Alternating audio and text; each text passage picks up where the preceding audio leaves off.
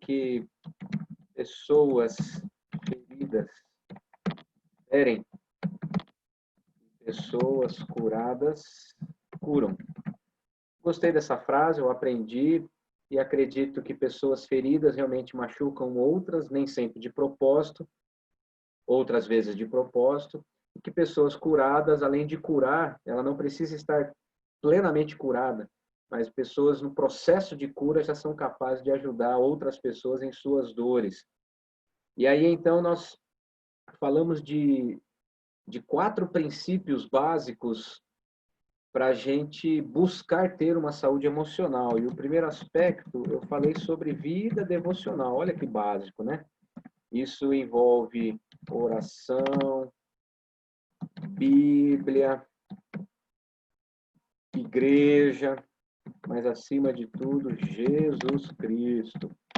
Então, esse foi um primeiro aspecto que nós abordamos, que é o primeiro passo. Quem quer ter vida saudável do ponto de vista emocional, esse é o primeiro passo, não tem jeito. Para nós cristãos, a palavra, a vida na igreja, essa comunhão entre pessoas diferentes, que é extremamente desafiadora essa relação, mas é ali que Deus nos ajuda a crescer também, dividir as cargas uns dos outros, e assim a gente vai crescendo.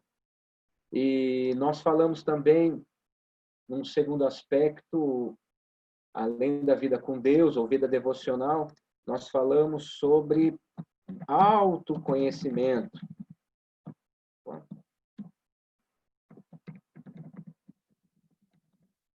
E o versículo que eu utilizei é: e conhecereis a verdade, e a verdade vos libertará. E esses dois textos, né, de João 8:36. Opa. João 8:36. E na sequência, eu falei também sobre João 8:11, que é o episódio da mulher sendo ameaçada de morte, de apedrejamento. E Jesus disse para ela: eu não te condeno. Onde estão os teus acusadores? Eu não te condeno. Então, Jesus não nos condena.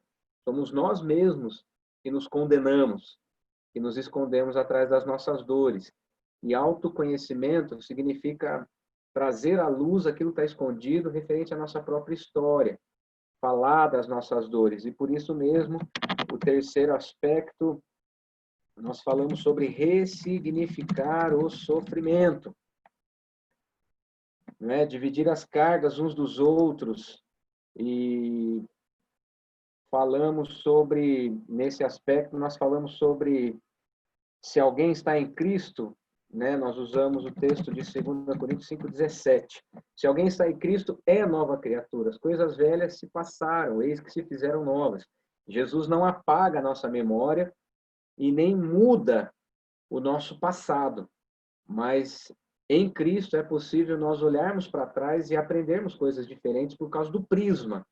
E aí em Cristo, a gente faz as pazes com a nossa dor e a gente percebe que algumas dores foram para o nosso próprio crescimento, né? E nós falamos também sobre compartilhar fragilidades. E o texto ali é o clássico, Tiago 5:16. Aliás, foi o inverso ali. 1 foi vida devocional, 2 foi autoconhecimento, 3 foi compartilhar fragilidades e o 4 foi ressignificar o sofrimento. E antes de nós entrarmos no aspecto do bate-papo de hoje, daquilo que ficou pendente da semana passada e nós transferimos para cá, eu já vou dar as boas-vindas aqui para a Ruth fazendo essa primeira pergunta. Você acha que esses 4 aspectos, Ruth, são importantes para nós buscarmos ter uma saúde emocional? Sim, sem dúvida nenhuma. Sem a vida com Deus, nós não conseguimos caminhar. Tudo começa nele, né? E depois a gente vai ampliando para que a gente tenha mais luz a respeito de nós mesmos. A Bíblia diz, como você citou, né? Conhecereis a verdade vos libertará. A grande pergunta que a gente deve fazer é: qual é a verdade a meu respeito? Porque, de fato, Jesus é a verdade para todas as coisas, sem dúvida nenhuma. Jesus ele é o fundamento da verdade.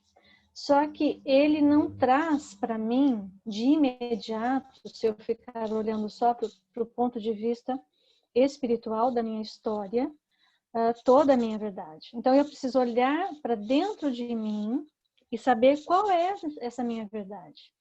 Você citou que pessoas Feridas ferem, pessoas curadas estão curam. machucadas, elas ferem. E pessoas que são curadas, elas também curam. Tem uma outra frase que diz assim: há uma criança ferida através de um adulto difícil. Às vezes eu sou uma terapeuta sistêmica também, então eu não consigo deixar de olhar para o âmbito familiar, da onde vem a nossa base, da onde temos as nossas verdades, vamos dizer assim. Então eu preciso olhar para a minha história e conhecer essa minha história como verdade, entendeu? Exatamente esse é o ponto que enrosca, porque é difícil e é doloroso olhar para essa criança fragilizada que muitas vezes mora dentro de nós mesmos. Né? Então mas eu concordo plenamente com vocês que saúde emocional começa em Deus. Ele é a fonte de toda a verdade, toda a luz. Se não vir dele, todas as outras coisas ficam muito... mesmo a ciência da psicologia, que é uma boa ciência. Mas toda boa dádiva, todo dom perfeito, vem do Pai das luzes, em quem não há sombra de variação. Então, se não for através realmente dele, tem muita coisa que a gente não consegue perceber. Né? Então, E o autoconhecimento? Nós falamos na semana passada, mas qual é o seu ponto de vista? Como que você trata isso na clínica, com seus pacientes? Até que ponto o autoconhecimento tem esse poder terapêutico para termos, de fato, uma saúde emocional equilibrada? Bom, eu penso assim, né? Pastor Daniel e demais, eu penso assim, autoconhecimento está relacionado com conhecer a minha história, tá? Não significa que eu vou saber absolutamente tudo de mim e só assim eu serei uma pessoa plena, feliz e saltitante, né? Não, eu acho que tem um ponto de vista que a gente precisa compreender. Existe uma medida aqui nessa terra onde a gente vive, em que nós precisamos aprender a suportar uma angústia, de certa forma, e ganhar resistência no meio de algumas limitações que nós vamos ter. Eu não sou muito fã dessa psicologia saltitante que a gente vive só feliz, né? Só alegre, pode ter outro sentimento a não ser a alegria. E eu não consigo entender assim a vida, até porque nós somos compostos de outros sentimentos. E a gente precisa entender isso para a gente ficar bem, porque nem tudo é uma crise de depressão, nem tudo é uma crise de ansiedade, né? Nem tudo. Às vezes eu tô triste, e que bom que eu tô triste, porque tem momentos que eu preciso ficar triste. A ciência avançou tanto em alguns aspectos, mas em outros ela se perdeu muito, do meu ponto de vista. Tudo em nós começa num vínculo, um vínculo lá atrás com a nossa família. Então, o autoconhecimento, ele vai permear eu entender se eu tive um bom vínculo e se eu não tive, como eu posso me resolver com relação a esse vínculo. Porque uma das coisas que nós fomos criados por Deus para vivermos de uma maneira mais em paz é segurança. Eu preciso ser segura em mim mesma. Eu preciso ser segura de que eu sou amada, de que eu sou aceita. Quando nós temos isso como base, o restante, porque nós não vamos ter pais perfeitos.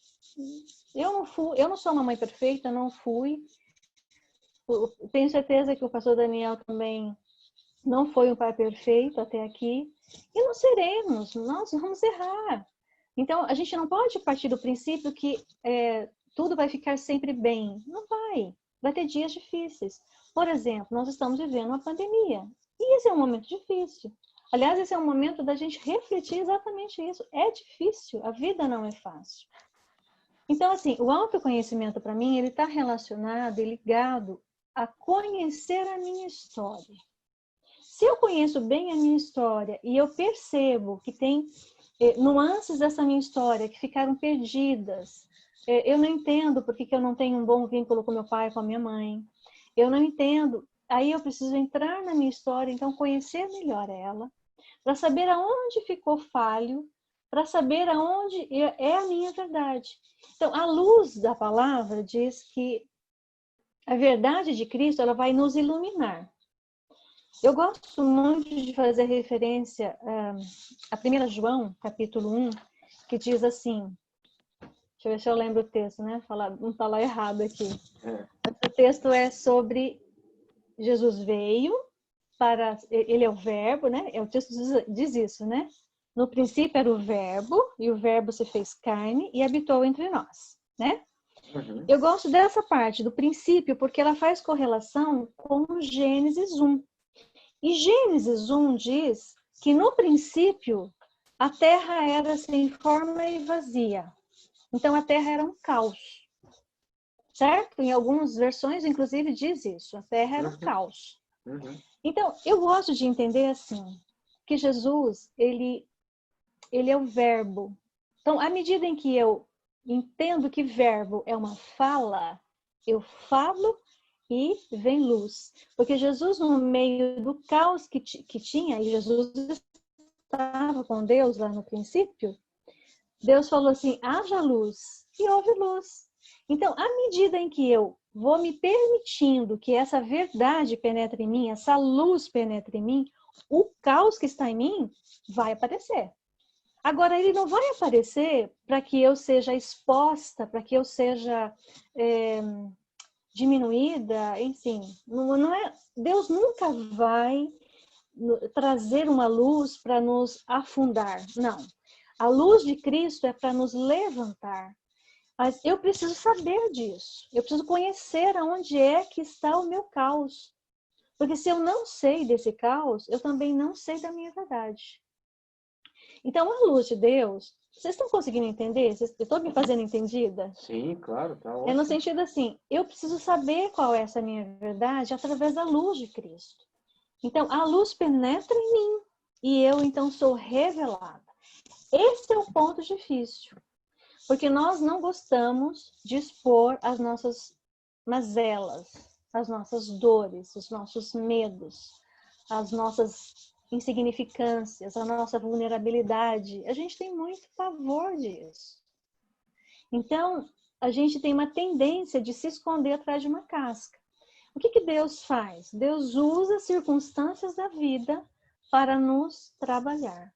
E Ele pode usar a terapia? Pode. Aliás, terapia, eu gosto muito de explicar isso, gente. Terapia significa grande ajuda, tá? A grande ajuda pode vir através de um profissional, pode vir através de um livro, pode vir através de um amigo, alguém que sabe acolher com empatia uma dor, tá? Tudo isso é terapia, é uma forma de ajudar. Mas há pessoas e circunstâncias e situações em que precisam, sim, de uma pessoa mais especializada para ler e ouvir exatamente o que aquela pessoa está querendo dizer, tá? Mas não é impossível a gente ser uma pessoa empática à dor do outro, para poder ajudar, para poder curar o outro, né?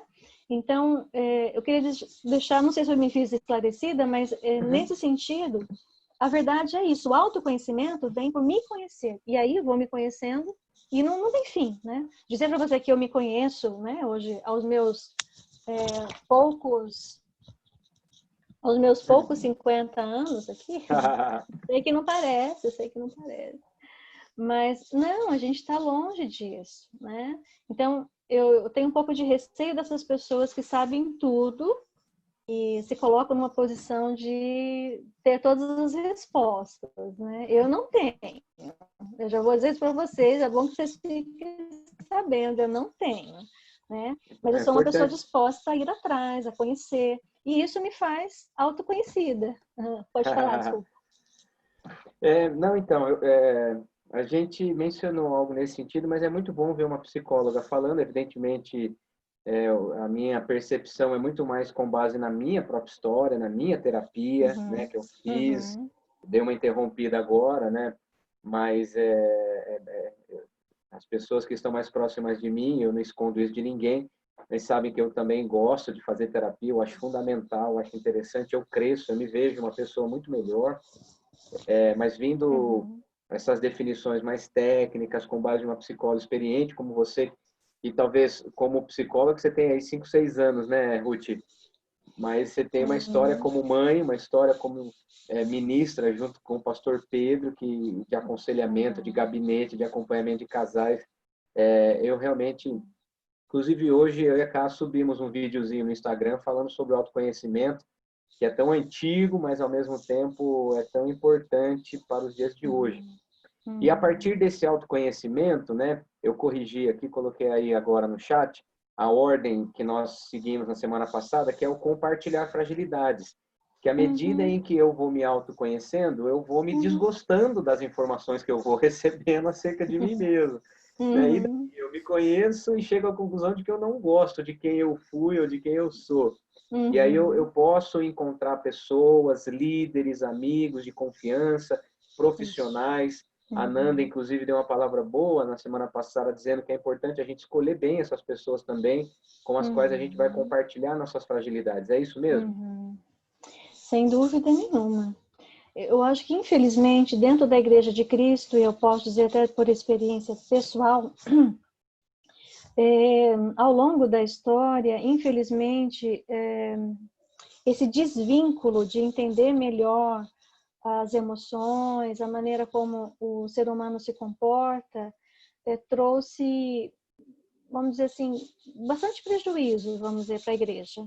Porque a igreja era vista assim, os superiores, né, pastores, líderes, como os suprassumos, eles sabem tudo, eles são os melhores, eles não têm problemas, e os demais, né? Então, isso não é real, né? Todos nós temos fragilidades, todos nós temos problemas, todos nós temos questões para ser revistas o tempo todo. E a igreja fazia muito essa dicotomia, né? Do santo, então eu sou santa na igreja, mas fora da igreja nem tanto. E não lido com as minhas mazelas, deixo as minhas questões irem passando. E isso trouxe grandes prejuízos, sabe? Eu percebo que, infelizmente, nós precisamos rever, estamos revendo, eu acho que para a saúde mesmo da igreja, o quanto nós precisamos avançar nesse sentido, de nos autoconhecermos, saber que o outro, a fragilidade, a vulnerabilidade faz parte de todos os seres humanos.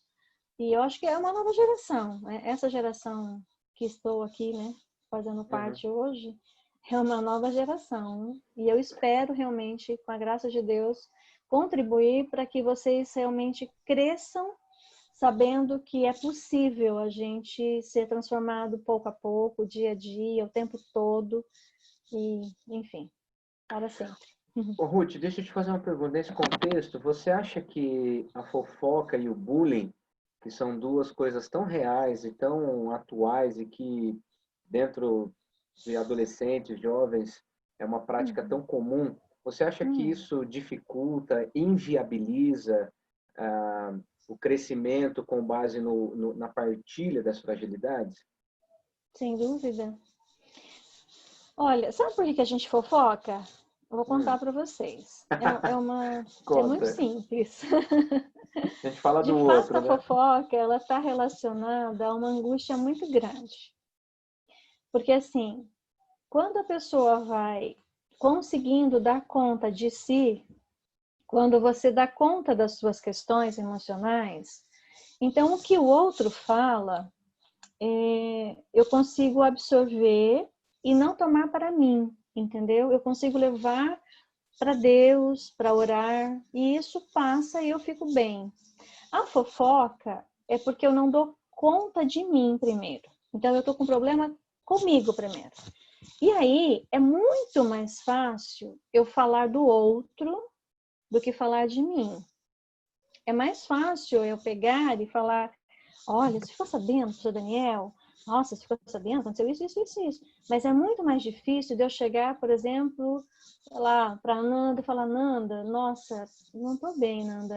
Estou vivendo um momento difícil. Tem acontecido isso na minha vida. Né? Isso me gera muita angústia. Eu tenho muito mais dificuldade. Porque isso mostra que eu tenho que ser frágil para ela. Né? Então, é mais fácil eu apontar o dedo para o outro do que olhar para mim mesma.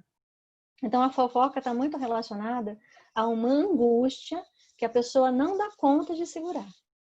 Então, eu não dou conta de segurar a angústia que o Daniel me conta, então eu saio contando para todo mundo, porque eu quero aliviar aquela angústia dentro de mim. Eu quero que aquilo saia de dentro de mim.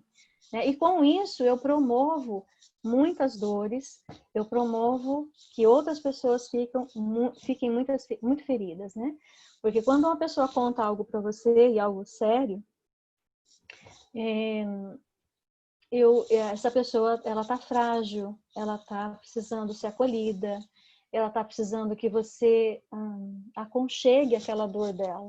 E uma das formas de aconchegar é você guardar aquilo para você, guardar em silêncio, guardar no coração, colocar diante de Deus, não assumir a responsabilidade também, porque não é sua, mas ter essa empatia de receber, acolher e entregar para Deus. E o bullying, ele é praticamente a mesma questão. Muitas das vezes, quem pratica o bullying contra o outro, ele também é mal resolvido. Ele não consegue se olhar.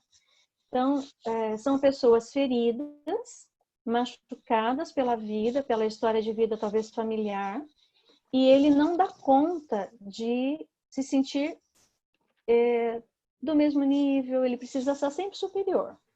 Ele precisa ser o melhor, o mais forte, o mais bravo. E com isso, ele prejudica a pessoa. Às vezes com agressividade física e às vezes com agressividade na fala, né? Numa briga, num bate-boca, né? Se colocando superior. Então, eu preciso que o outro seja fraco para que eu seja forte. Gente, isso é muita fragilidade. Muita fragilidade.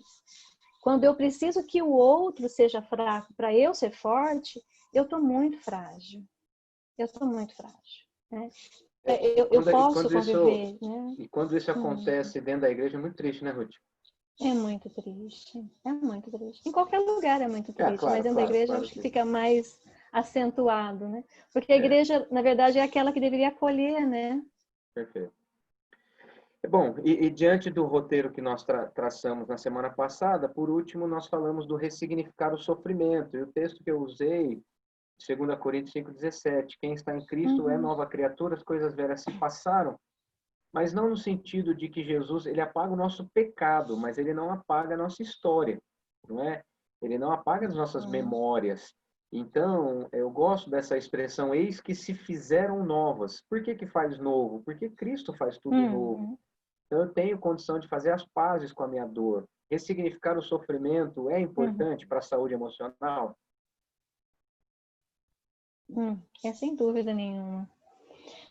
Eu me sinto à vontade de vocês um pouquinho da minha história, né? Acho que eu tenho um pouco dessa questão do ressignificado na minha vida.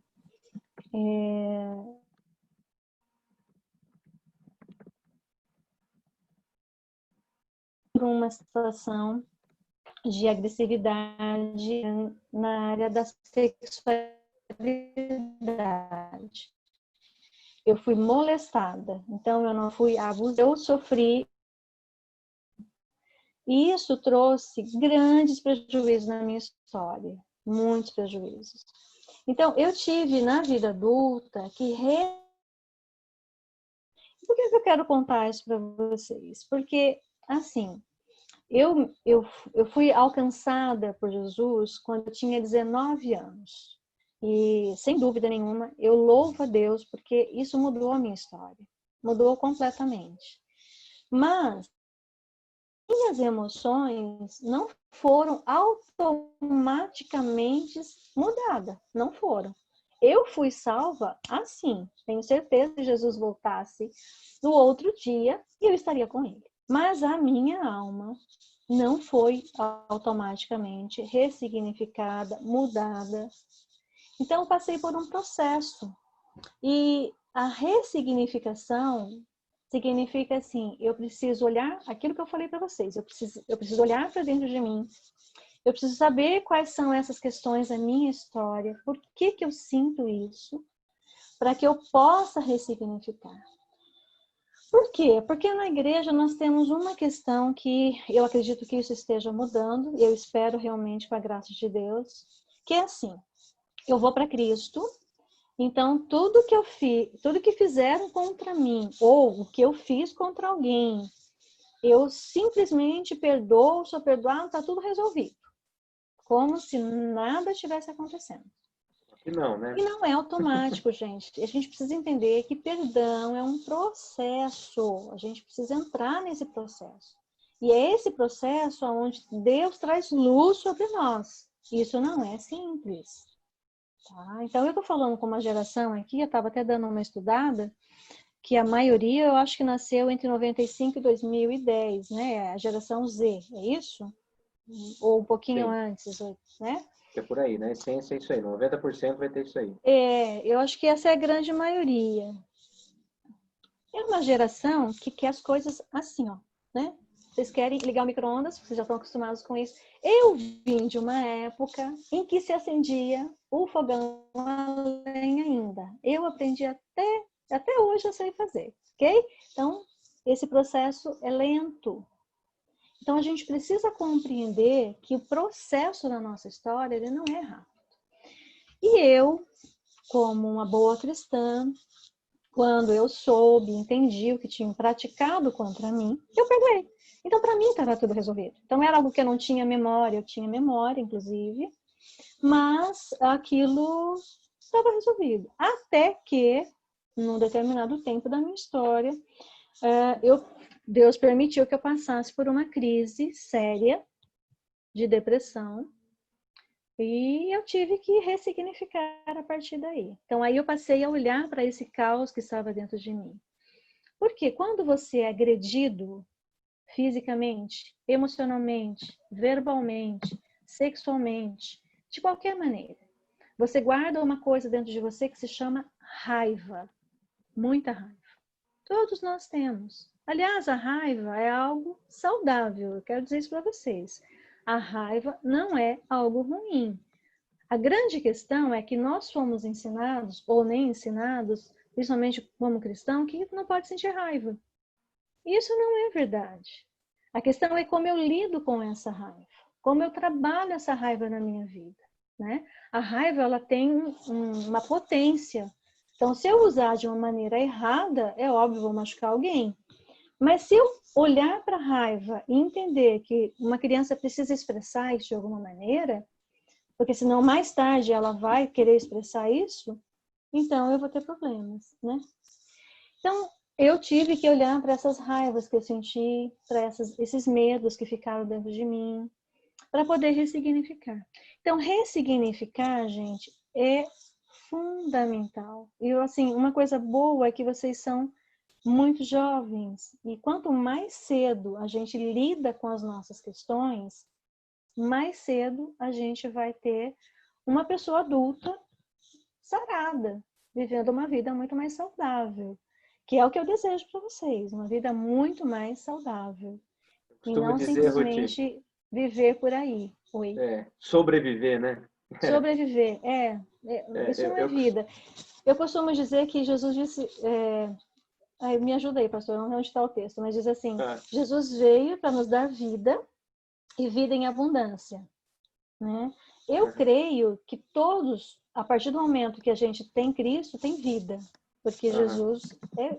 Agora, vida em abundância, aí já é outra coisa, né? Tem até uma vírgula. Então, vida em abundância, eu preciso muitas vezes me colocar nesse processo de buscar, de ressignificar, de trabalhar a minha história. Posso fazer uma pergunta aqui? Peraí, Pedrão, ô Fefe.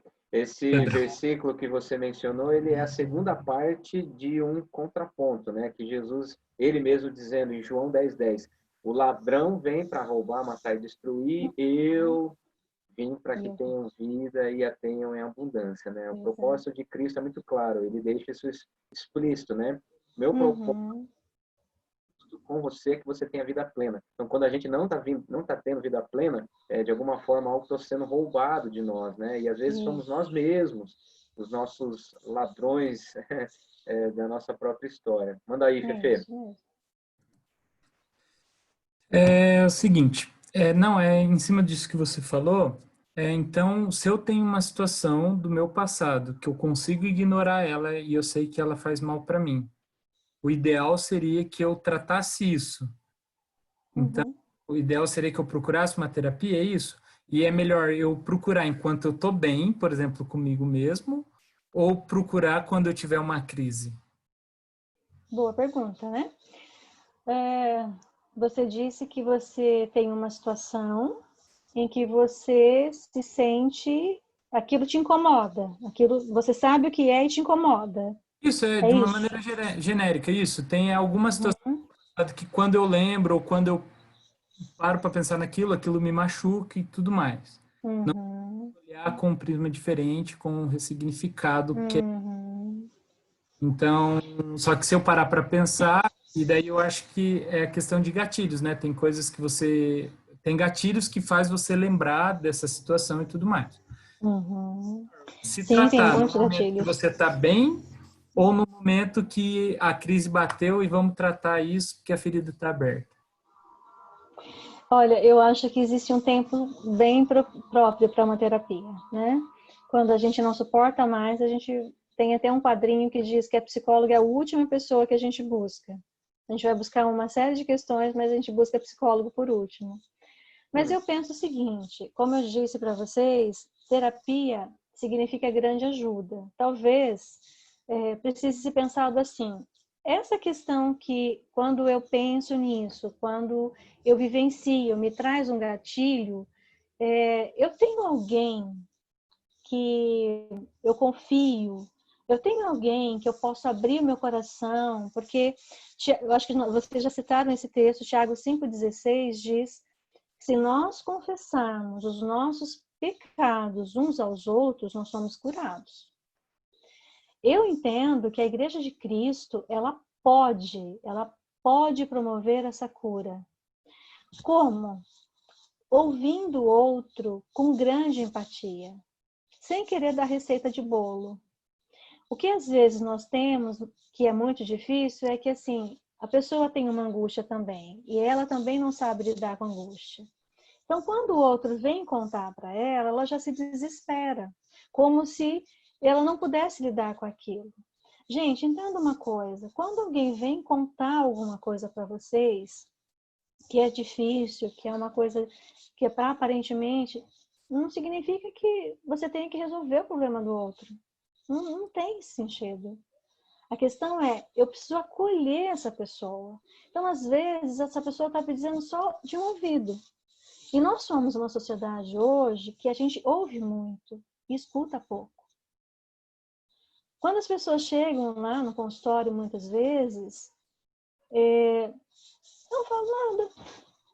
Às vezes eu não falo absolutamente nada nas primeiras sessões. Porque essa pessoa precisa pôr para fora, ela precisa falar. Por quê? Porque a sociedade está sempre dando uma receita de bolo para ela. Ah, faça assim, faça assado, leia o salmo tal, ore tantas vezes, né? É católico, leia o terço. Percebe? Gente, não é o nosso papel. Nosso papel é acolher. É dizer assim, ó, nossa, é difícil, realmente é complicado, é verdade. Eu tô aqui com você, ó, a gente tá junto. Eu não sei muito o que fazer, mas vamos orar? Vamos orar? Vamos pedir para Deus? Então, assim,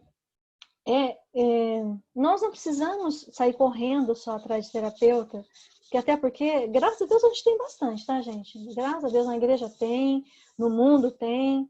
Mas eu acredito verdadeiramente que a igreja do Senhor Jesus pode fazer um papel de acolhimento, né? Nesse sentido, entendeu? Então, assim, primeiro eu posso pensar nesse sentido, de buscar ajuda com alguém. Eu tenho esse alguém? Acho que essa é uma pergunta que a gente tem que fazer para nós e para a igreja. A igreja do Senhor Jesus, ela está se colocando nesse papel de ser alguém que acolhe, que recebe a dor do outro, sem desespero?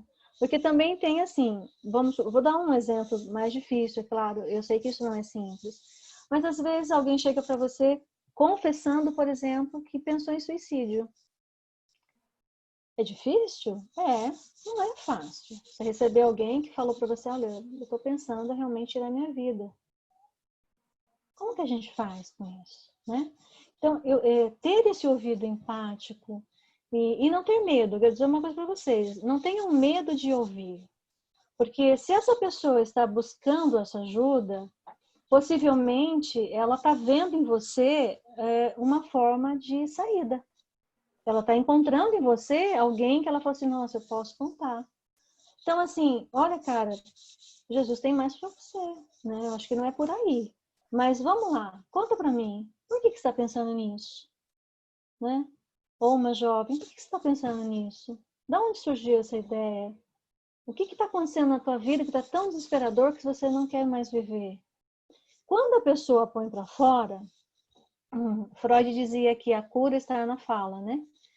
Então, em vez de colocar em atos, colocar numa situação de fazer a ação acontecer, eu coloco nas palavras.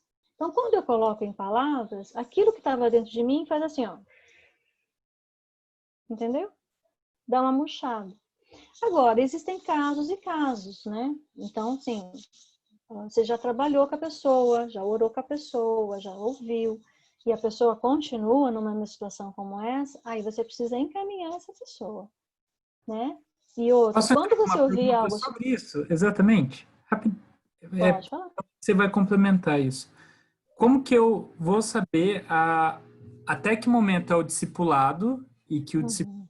ele ajuda Uhum. nesse processo e até que ponto a terapia? Eu fiz essa pergunta semana passada de uma maneira diferente, Uhum. mas é mais ou menos a mesma coisa. E eu queria que você comentasse também, porque eu acho que a gente precisa fixar esse ponto. Porque às vezes Uhum.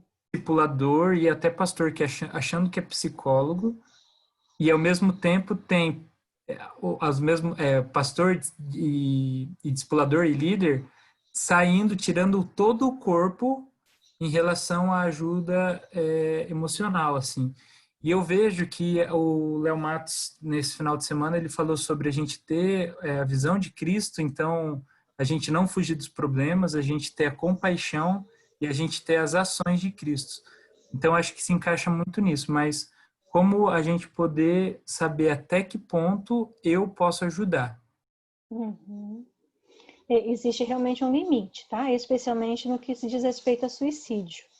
Então, assim, ouviu uma vez, a pessoa, né? Você monitora, tá tudo bem? Você tá bem? Tá passando, tá tranquilo? Tem mais alguma coisa para falar? A pessoa volta a falar no assunto, a pessoa diz que não está legal.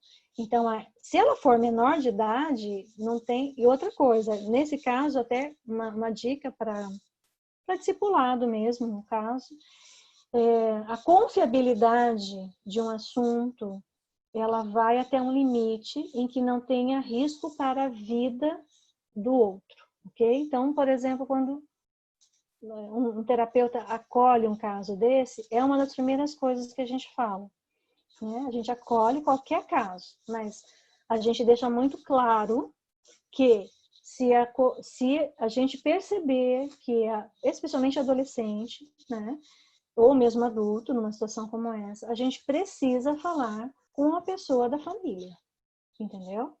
A gente não assume essa responsabilidade sozinho. Isso é muito importante a gente entender. A pessoa precisa entender que você vai ser toda a confiança para ela vai abrir o coração com você, mas se você perceber que há algo sério acontecendo, você vai precisar contar para um superior seu, para a família dela. Isso precisa ficar muito bem claro quando a gente começa uma caminhada com alguém e que está vivendo um momento como esse, tá? Então, a gente não pode assumir essa responsabilidade de levar tudo nas costas, porque depois você vai ficar mal com isso. Então, isso são limites, tá? Saudáveis de um relacionamento. A gente não assume. Agora, você começou a conversar com ela, a pessoa baixou o nível de estresse, ela tá mais tranquila, né? Ok, toca o barco, vamos levando. Voltou a falar no assunto, aí você vai falar para ela, olha, eu acho que talvez seja a hora de você buscar uma ajuda especializada, né? Talvez tenha alguns assuntos aqui, alguns aspectos que eu não estou conseguindo te ajudar, que é a nossa limitação. Para mim, fica no limite. Então, eu gostaria que você, para a gente continuar, inclusive no discipulado, eu gostaria que você buscasse uma ajuda técnica agora, entendeu? Então, assim, você ajuda e, ao mesmo tempo, você põe limites para outra pessoa. Me fiz clara? Sim, sim, com certeza.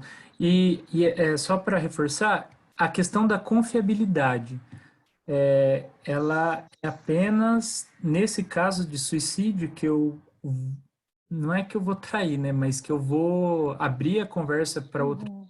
É só nesse caso específico, ou, por exemplo, num caso possível de depressão, onde a pessoa às vezes esconde dos pais e tudo mais, como lidar com isso, assim.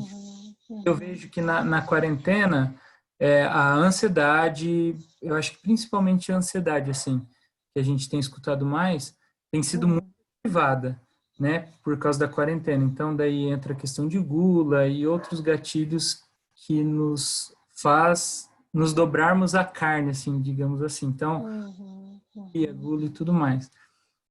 Como que a gente pode ajudar uma pessoa nessa situação, certo? Então, como que eu posso, qual que é a minha, são as minhas ações que vai ajudar uma pessoa a sair de uma crise de ansiedade? E a outra pergunta que eu já tenho meio que mudando nesse assunto aí, é como a gente pode driblar esses gatilhos que têm sido escancarados nessa quarentena. Eu vou responder a primeira, depois eu respondo a segunda, tá bom? Beleza, tranquilo, só soltei para a gente ir seguindo. Tá. Pode ir. Bom, você vai fazer um contrato com essa pessoa de acordo? Claro, todas as vezes que estiver em risco a vida da pessoa, você vai abrir para alguém. Risco de vida, tá? Então, a depressão é uma das causas de suicídio. A gente sabe disso, é uma das causas, né? Então, a gente precisa deixar isso claro para a pessoa. Isso é um contrato entre vocês. Agora, não é que você vai contar escondido, você vai falar para ela. Você vai falar, olha, eu estou ligando para os teus pais, porque a situação é assim, assim, assim, e isso não tá legal, e eu vou falar porque isso é para o teu bem. Ou eu vou falar com o pastor Daniel, ou eu vou falar com o líder tal, porque eu não vou ficar sozinho nessa situação. Inclusive, eu preciso da minha liderança cobrindo as nossas vidas em oração. Percebe? Então, assim, você sempre vai levar isso para a pessoa. Não é que você vai fazer escondido dela. Ah, não, vou fazer porque ela está passando mal. Não, você vai falar para ela. Aliás, o contrato de confiabilidade está ligado a você conversar com a pessoa. Falar para ela, olha, está acontecendo isso, isso e isso. E eu não posso viver assim, entendeu? A pessoa, mas no caso, muitas pessoas não querem, realmente vão travar e vão ficar bravos. Mas aí, se é um risco, peçam bem. Se é uma questão de risco e você é amigo, precisa desse suporte, porque senão você fica numa situação delicada. Ok? Com relação aos gatilhos que estão acontecendo agora na quarentena, vamos dizer assim, todo mundo, eu não diria, mas muita gente está vivendo processos bem dolorosos. E eu diria que é o seguinte, alguns processos, algumas pessoas, de fato, já vêm com questões internas há muito tempo, ok?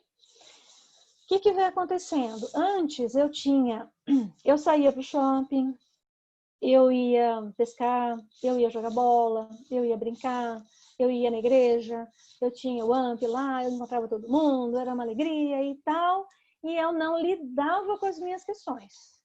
Então, eu vou meio que empurrando com a barriga. certo?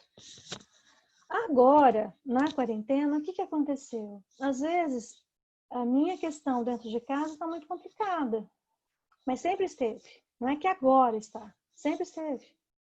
Só que agora não tem pra onde ir. Não tem como fugir dessa realidade. Ela está patente ali. Então, ela aumenta. Eu fico desesperada. Percebe? Então, não é algo que eu não tinha, já é algo que eu tenho há muito tempo.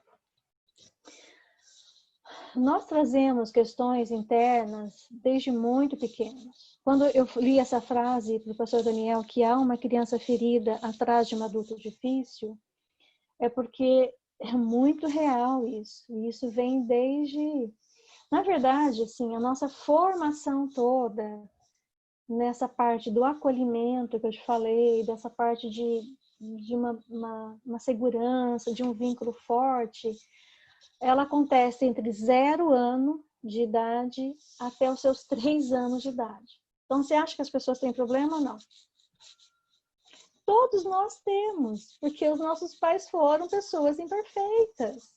Todos nós temos. De 0 a 3 anos de idade é onde acontece o que o Winnicott falou da mãe. O Winnicott é um psicanalista pós-Freud, ele foi um precursor, né, de Freud, ele fez análise com Freud, inclusive ele foi um pediatra e depois ele fez análise, então se tornou um psicanalista. Só que ele desenvolveu uma teoria pessoal, né?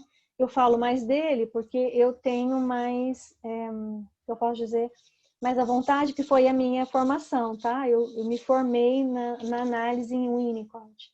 E o Winnicott diz que a mãe deve ser uma mãe suficientemente boa. O que ele quer dizer com isso? É uma mãe que não é super protetora, mas também não é uma mãe que deixa a coisa rolar, deixa a coisa acontecer, que depois a gente vê como que fica. Percebe? É uma mãe que sabe fazer esse movimento entre as duas coisas. Sabe deixar o filho ir, mas também sabe acolher esse filho, entendeu? Então, assim, isso é o ideal de um relacionamento. Então, nesse intervalo dessas duas coisas, todos os pais vão, de alguma maneira, errar, né? Por isso que ele usou esse termo suficientemente boa, né? E não extremamente boa. Então, a mãe que tenta ser muito boa, muito perfeita, vai dar problema para esse filho. E a mãe que, tipo, tanto faz do jeito que você quiser, se quiser faz, se não quiser não faz também, vai dar problema. Aliás, gente, tudo que é polarizado, tá? Tudo. Pensa comigo. Comer demais, comer de menos. Andar demais, andar de menos. Dormir demais, dormir de menos. Tudo. Falar demais, falar de menos. Na vida, não dá para ser assim. A gente precisa ter as duas coisas. E isso é um movimento que a gente faz o tempo todo. Então, eu preciso estar bem sozinha, mas eu também preciso saber estar com os outros. Tudo é movimento. Tudo na vida é movimento. Pensa assim, o coração pulsa. Ele não fica o tempo todo fechado, nem o tempo todo aberto. Se ele ficar assim ou assim, a gente vai morrer de algum momento. Mas o coração pulsa, tem movimento. Então, a vida é um movimento constante, certo? Então, algumas pessoas vão precisar de ajuda mais profissional. E outras pessoas, com a graça de Deus, eu creio que a igreja pode fazer esse papel.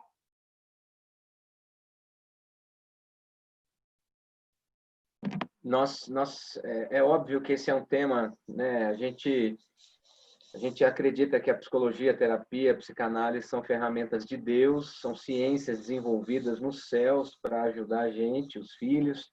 Uhum. E é óbvio que numa live como essa, numa reunião, nós não vamos conseguir fazer terapia, nós vamos tentar dar pistas, não é isso, Ruth? E na semana passada, segura aí, o Fefe me passou umas perguntas aqui, eu acho que é por aqui, a gente vai responder. Mas na semana passada eu tratei desses 4 temas do ponto de vista pastoral e está sendo para mim muito enriquecedor ver as ideias convergindo, vendo ciência e religião se complementando, se dando os braços para auxiliar o ser humano e a nossa juventude. Você falar da mãe, do pai, eu acho que passa por nós também, pastores e líderes, que nós não somos, evidentemente, perfeitos, e as nossas fragilidades, elas estão aí a toda prova, né?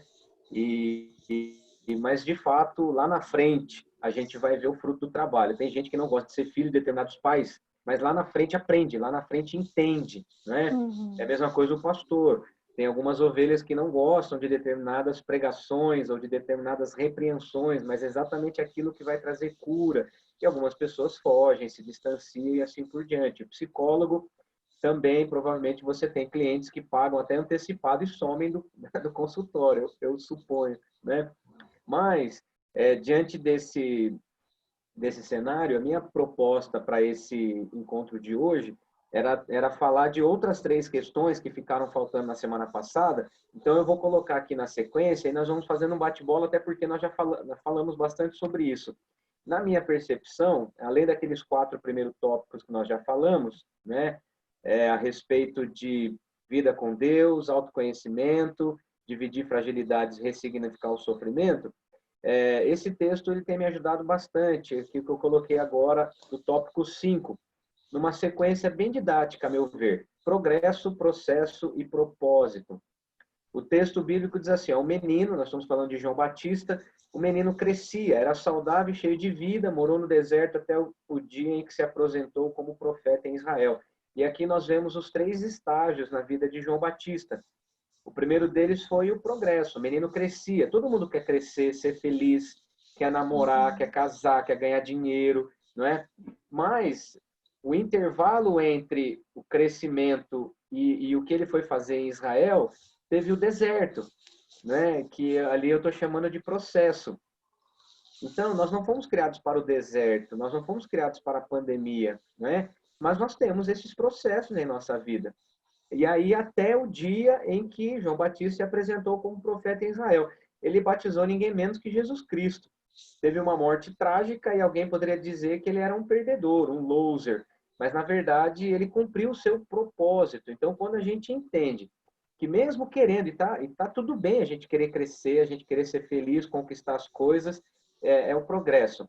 Mas, na sequência, você tem que entender que para você ser rico, você tem que trabalhar. Para você ser pai, você tem que casar, você tem que, né? Para você ser um profissional, você tem que terminar a escola, prestar vestibular, passar por uma faculdade, ou seja, processo. A vida é feita de processos, né? E quando a gente tenta interromper ou cortar atalhos, a gente se frustra porque a gente quer viver o propósito de Deus para nós sem a gente estar amadurecido para determinadas questões.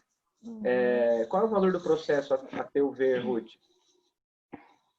Eu vou falar um pouquinho de processo, né, e vou voltar. A minha tentativa agora é ajudar vocês a perceber o que nós não tivemos, mas que nós podemos buscar uns com os outros, através da nossa liderança, através do nosso discipulado, e, se necessário, através de uma terapia. O processo, ele começa, como eu disse para vocês, muito cedo, né? Lá na infância, na nossa primeira infância, entre 0 e 3 anos. Então, esse processo de vínculo com a mãe passa por mais 2 fases.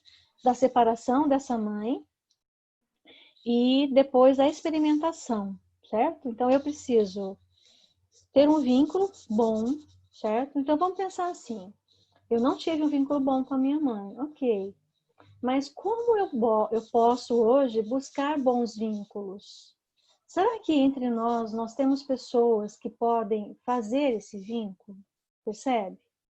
Então, esse processo do vínculo é um processo que vai no discipulado. Eu tive essa experiência antes mesmo de ser psicóloga. Eu tive bons processos de vínculo com pessoas. Quando a gente faz esse processo do vínculo, eu faço o início de um processo, entende? Porque aí eu vinculo a minha história, a gente se conecta, a gente sabe um do outro. E aí eu passo por outra fase, que aí quanto mais eu entendo que o vínculo fica gostoso, tem uma outra fase que a criança precisa da separação. Tem algumas mães que, por ter dificuldade, inclusive na própria história, ela sofre muito com a perda que o bebê faz. Então, ali por volta de 6 meses a 9 meses, o bebê começa a, tipo, ficar ranheta, chato, né?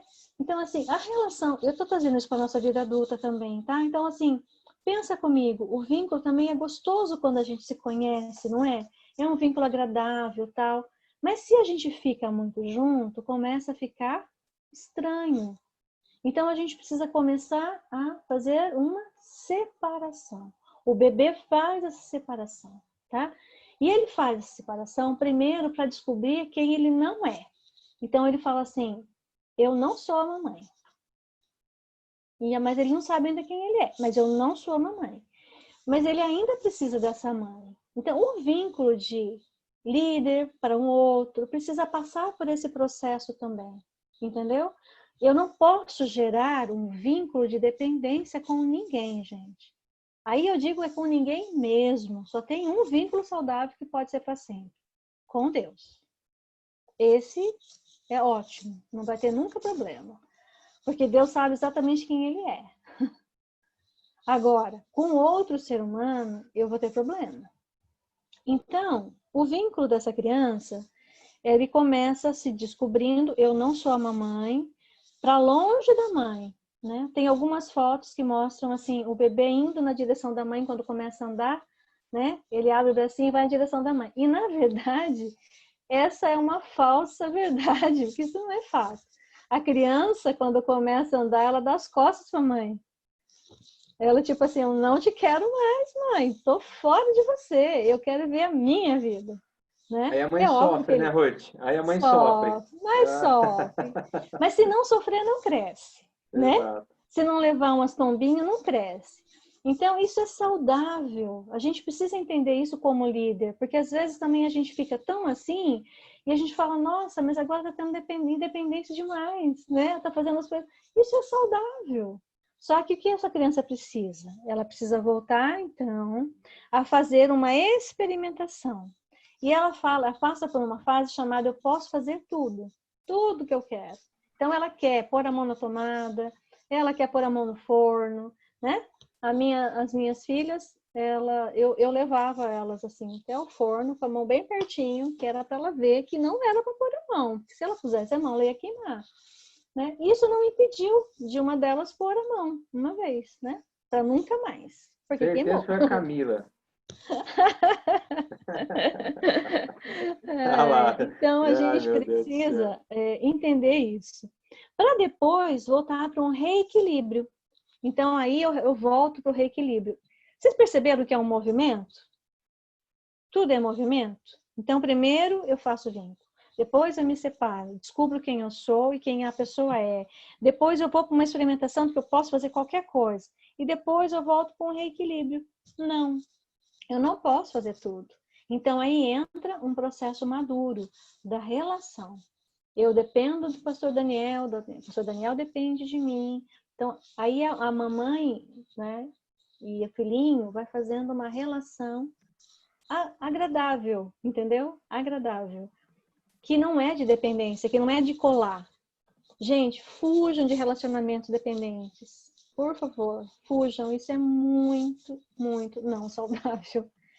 Né? Então, assim, às vezes a gente quer ajudar tantas pessoas e a gente fica muito em cima. Não é saudável. Deixa a pessoa errar um pouco, deixa a pessoa pisar na bola um pouco, né?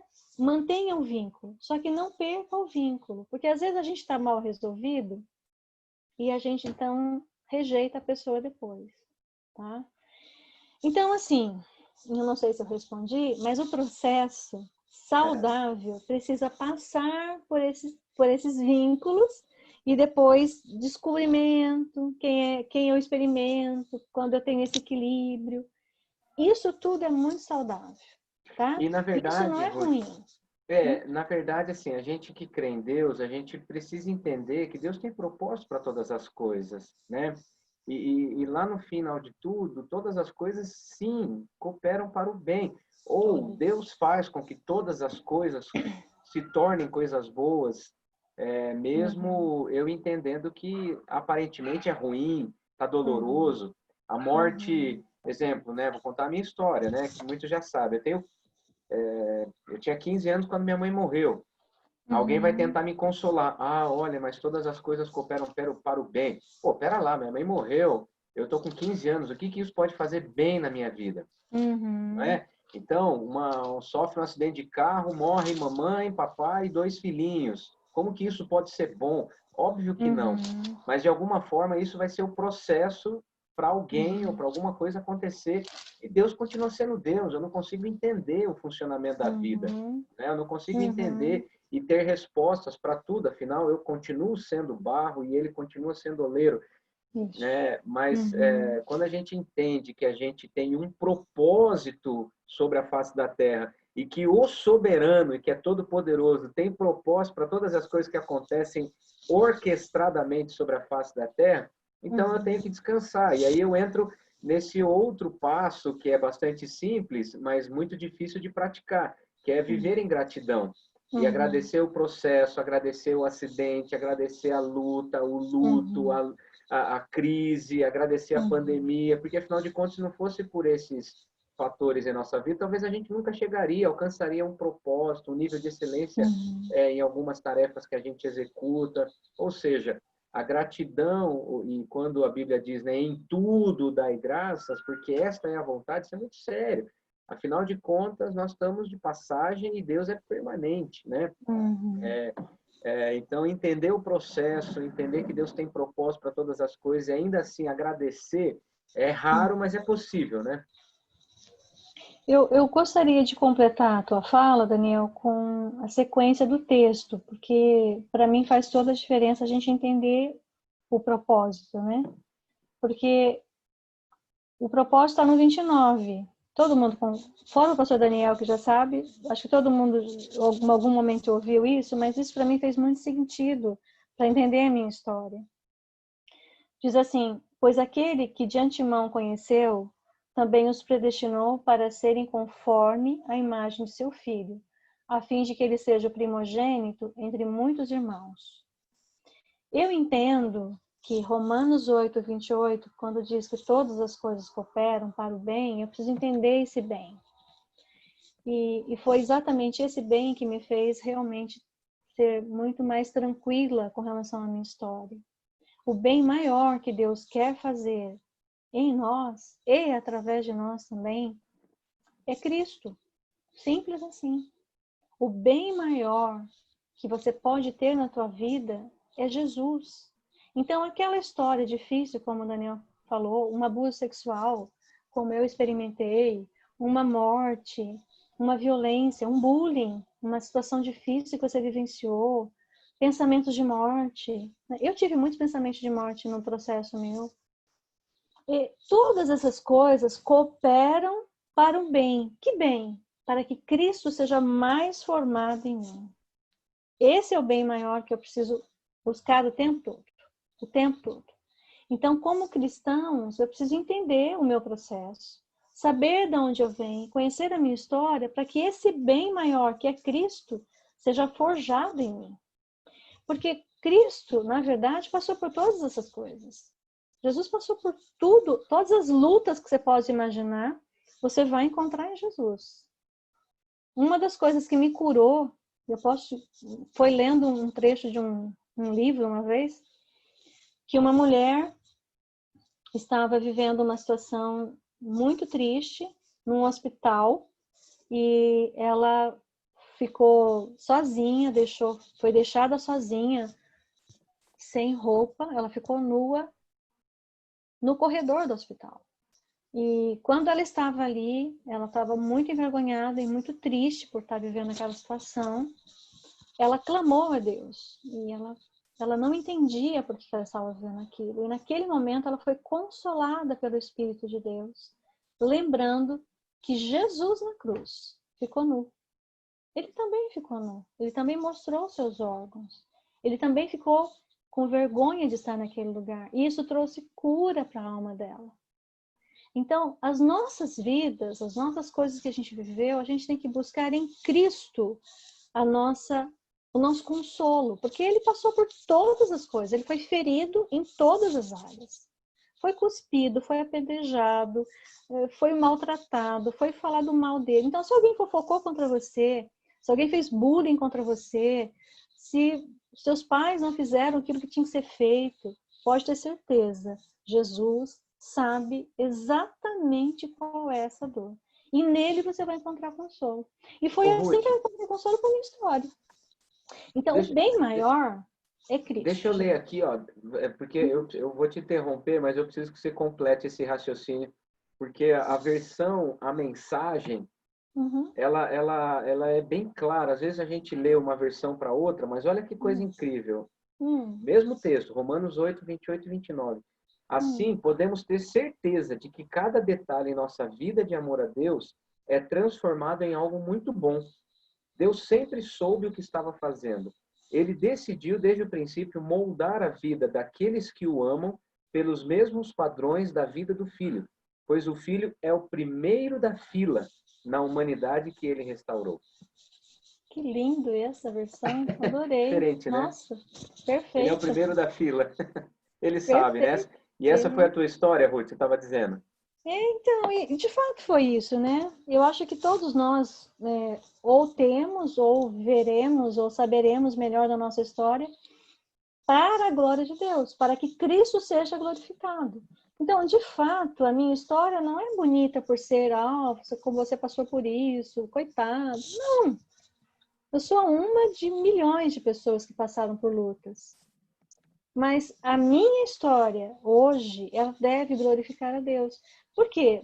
Como é que eu sei que isso vai glorificar a Deus? E como é que eu sei que eu estou pronta para falar disso, né? Porque eu passei por um processo, como o pastor Daniel falou. E o processo não é simples. Mas quando você passa por ele, reconhecendo todas as coisas, trabalhando isso em você, vai gerar em você maturidade. Que é Cristo, ele é maduro. Cristo sabe exatamente quem ele é.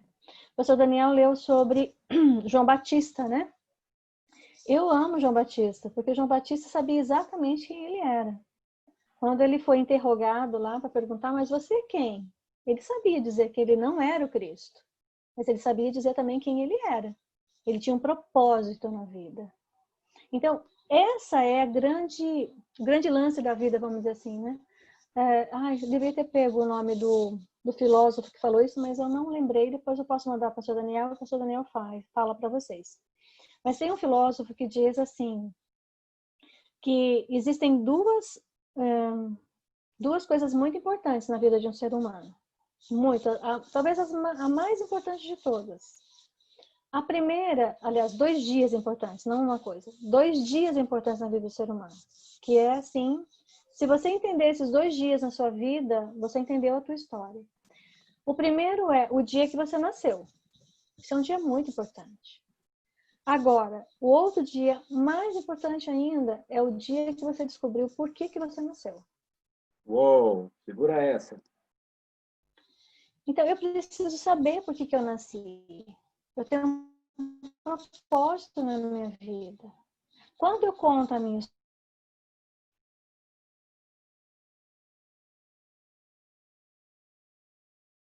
E travou. Travou aí, Dani? Travou a Ruth. Tô colocando aqui, ó, o Calebão já mandou que foi o Mark Twain. O dia em que você nasceu e o dia em que descobriu o quê? Segura essa. Isso chama-se propósito. Mark Twain. Cami, você tá em casa? Dá um suporte lá para tua mãe.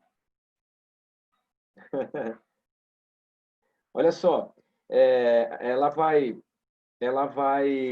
voltar, mas é só para a gente concluir aqui dentro do roteiro que eu tinha, o processo, e depois quando a gente entende o propósito, que é o que nós estamos falando agora, a gente começa a ter uma vida de gratidão. Ao invés da gente fofocar e fazer bullying, né, porque a gente está cheio, a gente começa a agradecer a Deus pelas oportunidades que a gente vai tendo. Oi, Ruth. solta o áudio. Obrigado, Camis.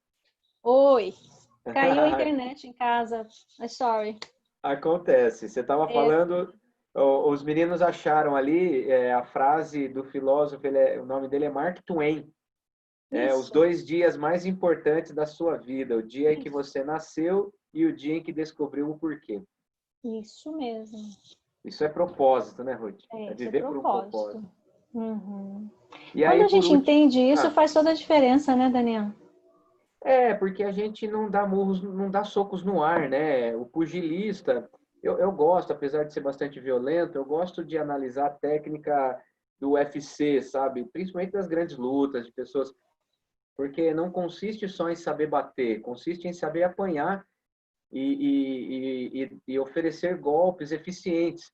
Eu fico vendo, às vezes, eu e o Danielzinho, a gente gosta de assistir, a gente fica vendo lá um cara, às vezes, que ele não é tão forte, mas ele aguenta a pancada e ele otimiza o golpe, né? Ele não dá. E aí uma pessoa muito forte no primeiro round, chega no terceiro, ele está sem força, ele perde porque não teve resiliência, não teve força, não teve perseverança, não aproveitou bem os golpes que deu, né? Então eu vejo que quando a gente tem propósito, a gente não dá murro no ar, né? Imagina você perder 4, 5 anos da sua vida fazendo uma faculdade que depois você descobre que não era nada aquilo que você queria, ou então estudar 3, 4, 5 anos para passar num curso que você também chegou à conclusão de que não era aquilo, né? Entrar num casamento, depois de 10 anos, 3 filhos, descobrir que você não foi um bom marido, uma boa esposa, e que você, né, descobre o propósito depois das coisas já terem sido destruídas. Então, de fato, o propósito, Marcos Madalena, um pastor que a gente gosta, Carlito Paz, pastor sênior lá da igreja da cidade, eles falam isso o tempo todo. Ninguém segura um homem com propósito, né? O poder do propósito realmente, e talvez seja esse Nem de um tudo que a homem, gente, nem uma mulher. óbvio, né? Um ser humano, né? Por assim dizer, você está correto. Seja pai, mãe, filho, filha, avô, avó, profissional, seja como for, né? Ninguém segura uma pessoa com propósito. Isso é fantástico, porque ele sabe onde quer chegar, né? Enfim. E por último, Ruth, eu coloquei uma expressão aqui que eu também achei importante, né, mas talvez seja bastante complexo, o item 7, que eu descobri essa frase recentemente, praticar a catarse. A catarse é uma expressão utilizada aí pelos coaches, pela psicologia, mas ela tem origem bíblica, né? No grego, catarsis quer dizer purificação. E entre tantos textos que falam sobre purificação, eu selecionei esse de 2 Coríntios 7:1. Por isso, purifiquemo-nos a nós mesmos de tudo que torna impuro o nosso corpo e a nossa alma. Né? Ou seja, é pecado, peso. Às vezes o pecado é uma luta constante. Tem gente que está dizendo assim, se não fosse a pandemia, eu não estaria comendo tanto. Se não fosse a pandemia, eu não estaria consumindo tanta pornografia. Mas não é bem assim, né? Não é bem assim. Não tem nada a ver com pandemia. Tem a ver com problemas instalados antes da pandemia que se intensificaram no momento em que a gente está sozinho, com o computador ligado o tempo todo, né? Então, esses problemas vão se intensificar. A partir de agora, a internet só vai aumentar a velocidade. A resolução dos computadores celulares só vai aumentar, não vai diminuir, né? Então, não adianta a gente botar a culpa que se a gente ficar mais um mês de quarentena, os problemas vão persistir. Então, eu tenho que perguntar para mim mesmo onde é que é a origem e buscar ajuda caso seja necessário. E essa purificação é um processo que a filosofia trabalha, a psicologia trabalha, embora eu não seja da área, mas é um termo que a Bíblia fala. Quer ver? Eu fiz uma pesquisa rápida aqui. A palavra catarsis ou os seus derivados, de acordo com a conjugação, aparece no Novo Testamento mais de 30 vezes, né? E dependendo, eu coloquei só uma conjugação. Se for outras conjugações, ela vai aparecer pelo menos uma centena de vezes. A palavra purificar, purificação, purificar-se, purificou, que é esse processo de santificação, evidentemente que é fruto do Espírito em nós, mas que é um crescimento, é uma autoconscientização, é uma autopercepção, uma autoanálise. Uau, isso não está legal, eu preciso melhorar, eu preciso limpar esse meu jeito de ser, preciso limpar essa minha relação, preciso limpar esse meu jeito de viver a vida com Deus e assim por diante. É uma expressão que vocês utilizam? É um termo técnico, a catarse, Ruth? É um termo técnico, sim. Ele é muito usado dentro da psicanálise, né? E eu não tenho muito domínio sobre a catarse, porque não faz parte da minha forma de trabalho, né? Eu trabalho dentro da sistêmica familiar, eu tenho um olhar ampliado para dentro da família ou do casal, para entender as relações, e aí a partir disso. O que me ajuda, e eu trabalho bastante com a psicanálise, bastante não, mas eu faço uso da psicanálise para entender algumas relações, mas eu tenho convicção que os grandes problemas, e a Bíblia também vai trabalhar isso, está nas gerações. Vou dar um exemplo para vocês. Às vezes nós temos uma questão de falência, às vezes nós temos uma questão de abuso, às vezes nós temos uma questão de agressão, de suicídio, de uma morte trágica. Quando eu volto e eu faço um estudo dentro de uma coisa chamada genograma, eu volto 3 gerações sempre do indivíduo. Normalmente é encontrado a mesma questão da queixa daquela pessoa, por exemplo. Entendeu? Então, você pega uma pessoa que está vivendo uma crise ansiosa grave. Você vai tentar entender as gerações anteriores dela e você vai ver que aparece nas gerações. Mas falando de purificação, de estar purificado, a forma de purificar, seja através de relacionamento, seja através da psicanálise, que é também um bom método, uma boa... Eu gosto da psicanálise, ela aprofunda bastante. A única coisa é que, às vezes, eu sinto que ela fica muito no passado, e aí acaba, assim, se perdendo um pouco, e ela é um pouco dualista, é isso ou aquilo ainda, né? Então, eu gosto mais desse movimento, me identifico com isso. Mas não tem nada de errado, tá, gente? Quem faz psicanálise, quem faz outro tipo de terapia, tudo dá certo. O que importa é o profissional ser uma pessoa ética e trabalhar bem as questões com o seu cliente, paciente. Agora, falando de purificação, disso que o pastor Daniel está falando, da catarse como purificação, e purificação até biblicamente, né, falando, como o Senhor quer nos purificar, né? Agora, eu entendo o seguinte, a purificação, ela precisa passar por um processo dentro da gente. Então, eu vou fazer algumas perguntas, se alguém quiser responder, fica à vontade.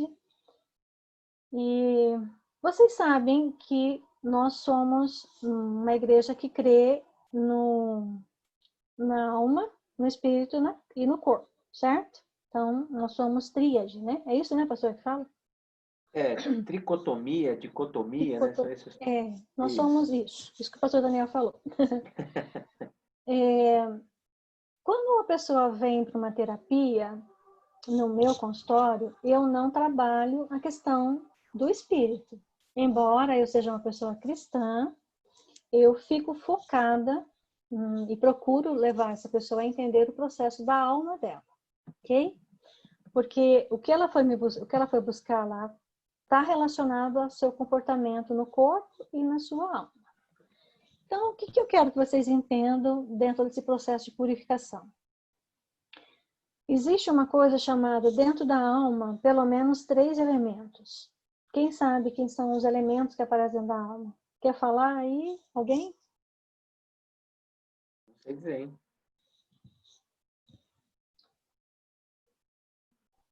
Não? Falo eu? Pode. O pensamento, o senhor concorda que está dentro da alma? Uhum. Pensamento, as emoções e o comportamento. Então, eu costumo dizer que a gente tem uma coisa chamada PEC, né? Penso, tenho uma emoção e faço um comportamento.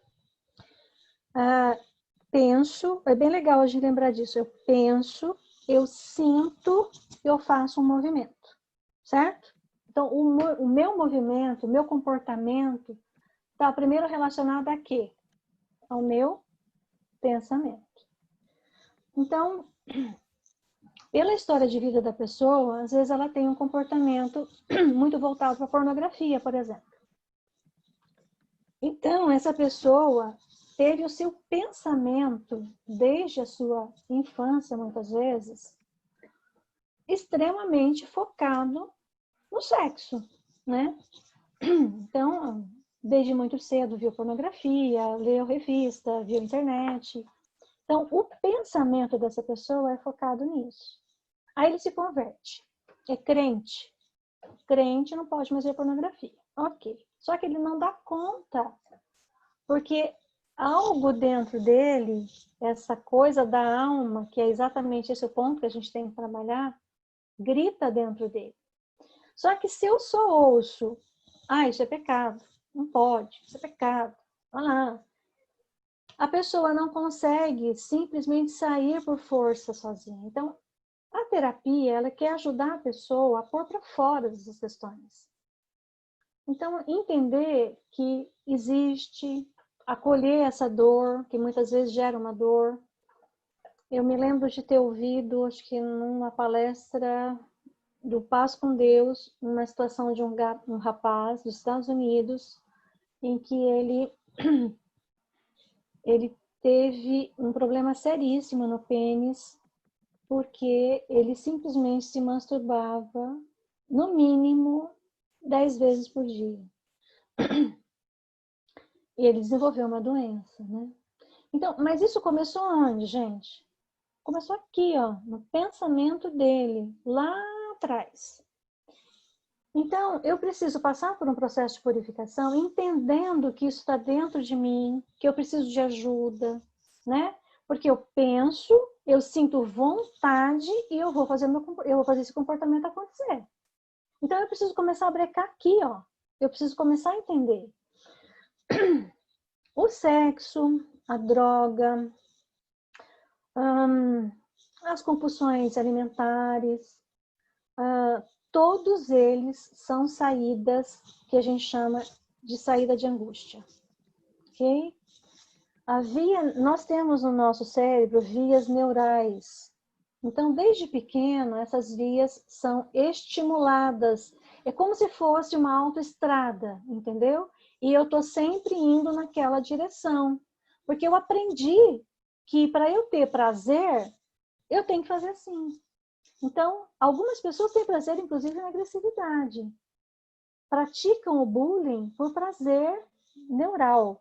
Acostumou tanto com essa via que vai praticar esse tipo de coisa. Outros, e aí assim, a gente vai ter uma ramificação de uma série de questões do porquê que chegou nisso, mas normalmente está ligado à função paterna e materna, tá? Por exemplo, um exemplo bem clássico. Já ouviu alguma expressão, acho que na minha e do Daniel, um pouquinho mais antigo, aquela expressão, nossa, fulano tá tão mamado. Mamado é uma expressão psicanalítica. Está dizendo que aquela pessoa bebeu muito, né? Então, algumas pessoas fazem uso de bebida alcoólica como uma fuga da angústia de não ter sido suficientemente cuidado por uma mãe. Está ligado lá atrás, na fase oral dessa pessoa ainda. Não vou entrar em fase, senão a gente não sai daqui. Mas existem algumas fases, né, que a gente passa do desenvolvimento segundo Freud. Mas a boca, gente, é o primeiro lugar onde a gente encontra prazer. Então, ó, pessoas que comem demais, tá ligado a uma fase oral que alguma questão ficou. Pessoas que comem de menos, tá ligado à fase oral. Pessoas que usam maconha, por exemplo, é uma pessoa que precisa possivelmente de um acolhimento de mãe. Porque a maconha deixa a pessoa como? Zen, né? Eu não sei, eu nunca usei, mas é o que a pessoa diz. Né? Você fica lenta, você fica letárgica, né? Então, é uma pessoa que o caminho neural dela vai por isso, sempre buscando isso. Então, eu preciso entender essa história para eu ir buscando os caminhos e ensinando outros caminhos neurais.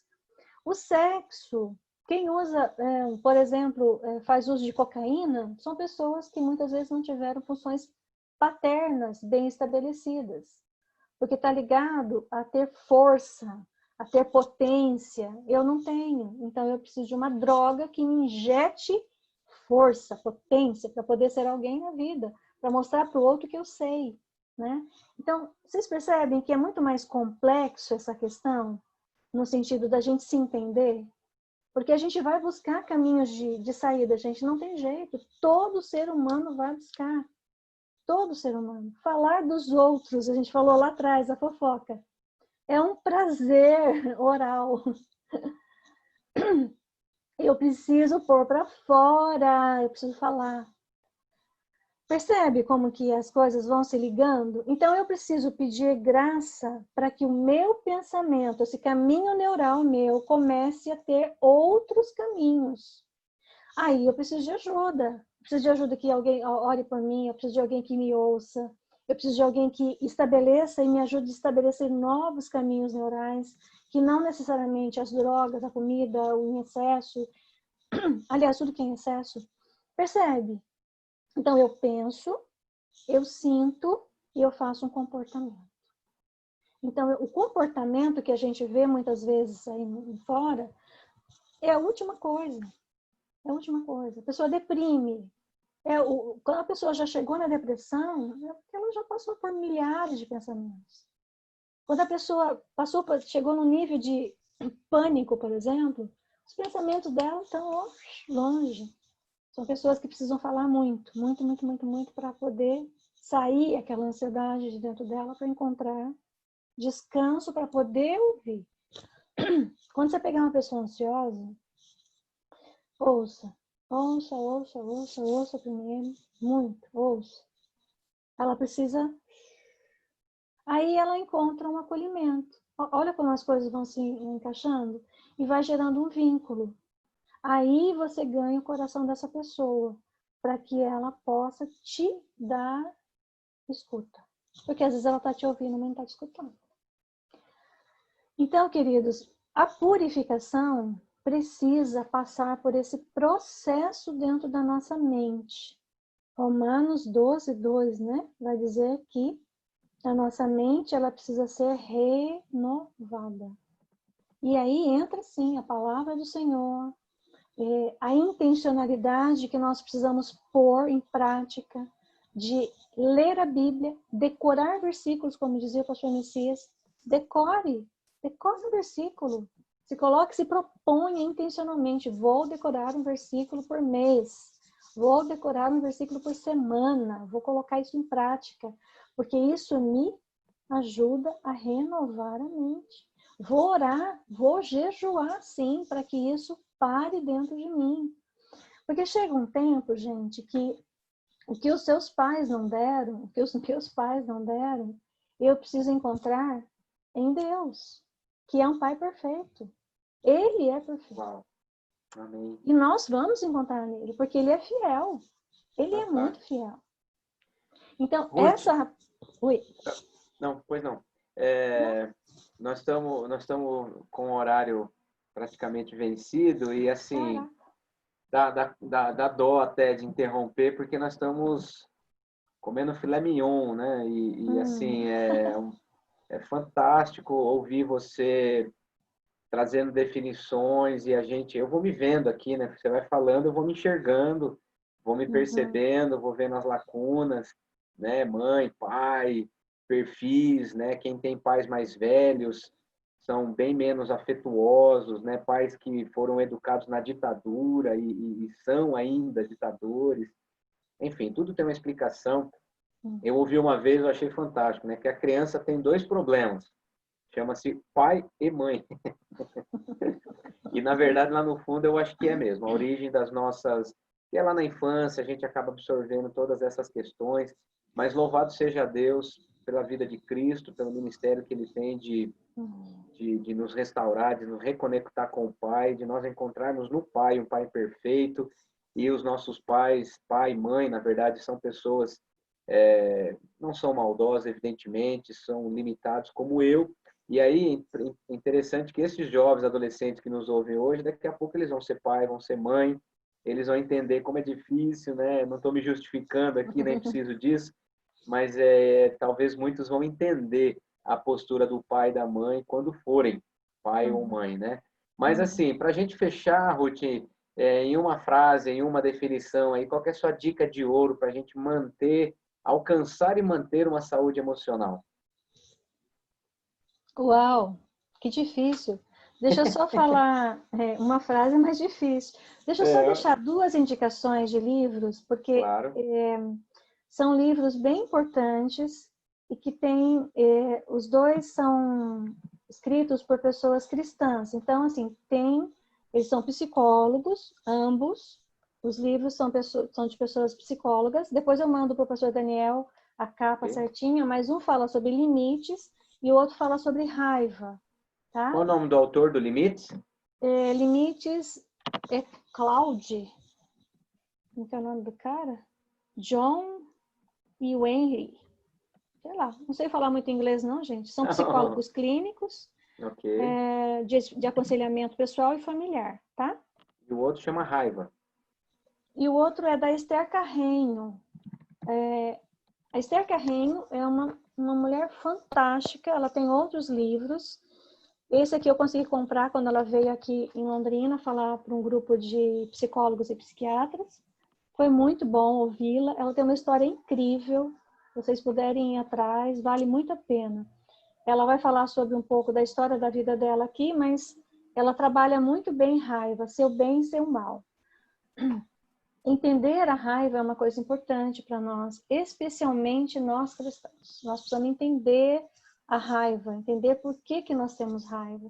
Se eu tivesse mais tempo, eu trabalharia um pouquinho mais esse processo, esse conhecimento do tripé, medo, raiva e culpa, que faz muita diferença a gente ter essa consciência, né? Que faz parte da nossa vida. Inclusive, a raiva ela é formada ainda na gestação. Ela é a primeira coisa que é formada no ser humano. Muito louco isso, mas é real, ela é cerebral, né? Ela tem uma ordem neurológica em nós, saudável, né? Então, ela é da amígdala, mas ela não é dessa amígdala aqui, é da outra amígdala, da amígdala do cérebro, tá? Aqui atrás. Então, uma frase que eu diria para vocês, eu acho que eu diria o seguinte: se conheçam, procurem se conhecer. Se conheçam através de livros, se conheçam através um dos outros, se conheçam através da palavra de Deus, desde que a luz de Cristo comece a revelar mais sobre a sua história. Uma coisa que eu experimentei na minha vida, eu me lembro que antes de entender sobre a questão do abuso na minha história, eu tive uma revelação interna das minhas emoções quando eu li sobre a história de Diná, a irmã dos filhos de Jacó, lá, a filha de Diná, que passou por um estupro, né? E eu não sabia, não conseguia entender porque aquilo mexia tanto comigo. Eu não tinha consciência ainda clara de tudo que era a minha história. Então, a Bíblia, gente, ela vai revelar dentro de nós.